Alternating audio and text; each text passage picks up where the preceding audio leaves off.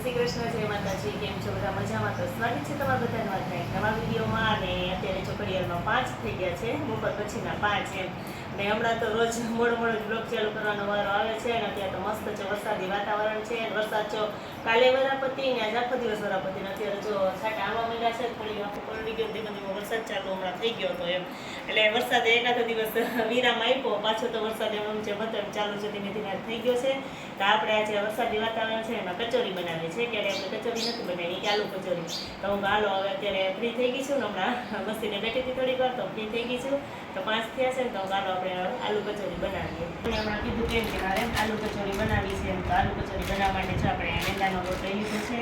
તો આપણે એને પહેલાં ચાળી લઈએ, કે બજારેથી લીધો તો ચાળીને લઈ લઈએ, કે હોય તો નહીં. જો સરસ મજાનો સાફ થઈ ગયો છે, આપણે ચડાઈ ગયો છે લોટ ને 500 ગ્રામ જેટલો લોટ લીધો છે. અને પહેલાં આપણે લોટ બાંધીને મૂકી દઈએ, પછી એનો મસાલો બનાવીએ. તો મસાલો બનાવવા માટે જો બટેટા તો ક્યાંના બાફીને નાખી દીધા છે. તો લોટ બાંધી અને આપણે રાખી દઈએ. એમાં જો મોણ નાખવા માટે તેલ લીધું છે, અને મીઠું અને પાણી, અને અજમા આપણે નાખવા હોય તો નાખી શકાય. પણ અમારે તો બે ભાઈ બહેને છે ને અજમાનો સ્વાદ ઓછો ભાવે છે, આપણે અજમા નથી નાખતા. તો હવે એનો મોણ દઈ અને લોટ સરસ મજાનો બાંધી નાખીએ. લોટ જો આપણો સરસ બંધાઈને રેડી થઈ ગયો છે, અને આપણે એને તૈયાર માટે ઢાંકી દઈએ. અને જો મસાલો બનાવવા માટેના બધા જ જો મસાલા લઈ લીધા છે, કે જો આમાં આદુ મરચાં ખાલી લઈ લીધું છે, પછી ધાણા મરચાં લીંબુ ખાંડ, આ બધા રેગ્યુલર મસાલા છે ને. આપણે થોડીક વરિયાળી, જીરું, ધાણા આખા અને તીખા, આ બધું છે ને એક વખત ગરમ કરી લીધું. અને ગરમ કરી પછી આપણે છે ને એમાં અધકચરું વાટી નાખીએ, અને પછી એનાથી જ આપણે વઘાર કરશું. એટલે આ બધું છે ને શેકી અને અધકચરું વાટી નાખીએ તો સ્વાદ છે ને બહુ મસ્ત આવે. એટલે આપણે જો સરસ મિક્સરમાં ભૂકો કરીએ તો એકદમ થઈ જાય કે ઝીણું, પણ અધકચરું હોય તો સ્વાદ સરસ આવે. એટલે આપણે જો આપણે આ ખાંડણી લઈ લીધી છે ને, મસ્ત જો સરસ મજાનું ખાંડી નાખીએ. પછી જો આપણે સગડી છે ને બહાર જ લઈ લીધી છે, અને અહીંયા જ બનાવવાનું છે. કેમ કે અહીંયા બનાવવાની મજા આવે છે રસોડા કરતાં. રસોડા તો ગરમી થાય. અને ફળિયામાં તો આપણે ચૂલે કેમ બનાવવું હોય, પણ આવા વાતાવરણમાં કે ફળિયામાં તો બનાવાય નહીં. એટલે આપણે જો અહીંયા જ લઈ લીધું છે, અને બનાવવા માંડીએ. મસ્ત જો આપણો મસાલો છે ને કચરો વટાઈ ગયો છે, કે ઠંડાઈ ગયો છે.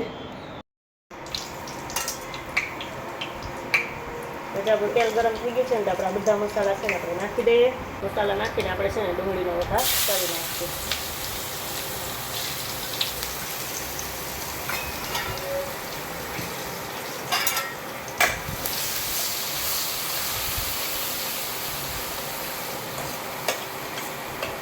તો જો આપણા બધા મસાલા છે ને એકદમ સરસ મિક્સ થઈ ગયા, અને મસ્ત આપણો મસાલો તૈયાર થઈ ગયો છે.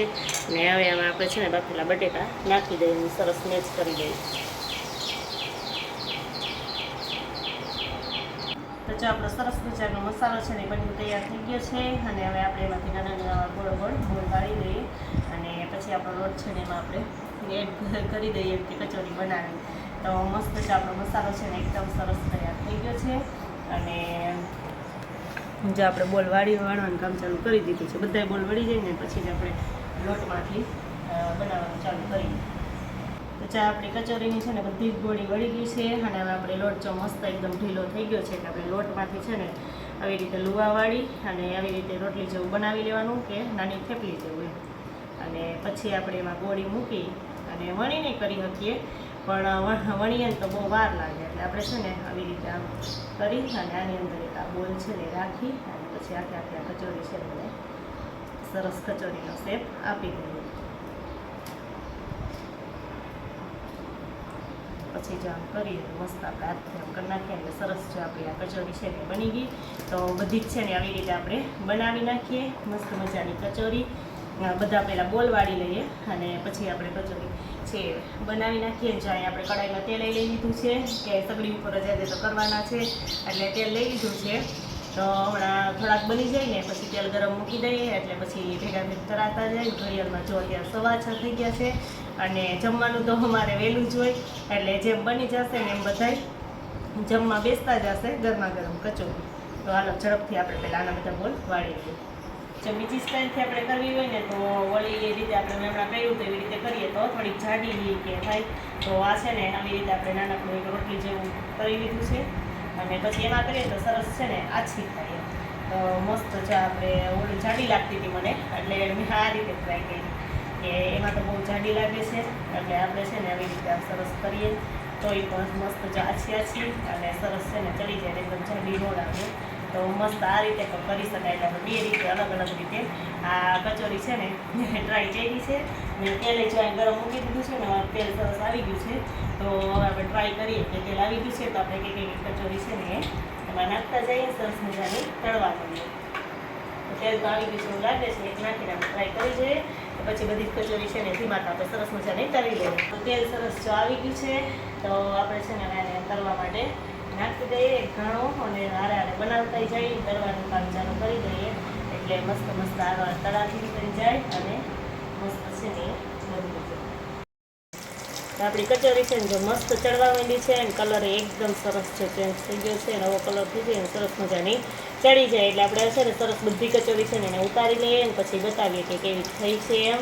તો હાલો 2 મિનિટ રહ્યા દઈએ પછી અને ઉતારી દઈશ. આપણી કચોરી છે જો બની તૈયાર થઈ ગઈ છે. એકદમ મસ્ત જો આમ પડવાળી થઈ છે કે જેમ આપણે પડ હોય એ સમોસામાં કેમ હોય એવી રીતે મસ્ત જો. પણ ગરમા ગરમ છે ને એટલે તૂટતી એ નથી. તો મસ્તી નથી થઈ પણ કડક ને ક્રિસ્પી એકદમ મસ્ત મસ્ત કચોરી બની તૈયાર થઈ ગઈ છે ગરમા ગરમ.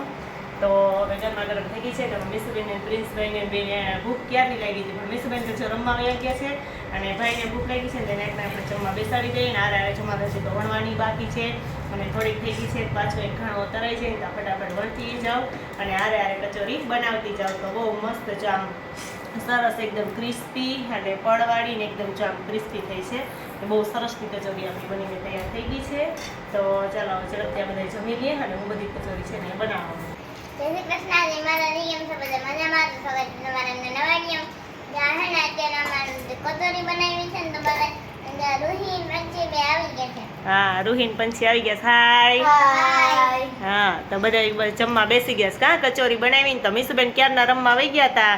તો હમણાં મેં ફોન કરીને બોલાવીને એટલે ત્રણેય આવ્યું કા હે અને હવે જે જમવા બેસી ગયા છે ને હવે મંડ્યા છે જમવા.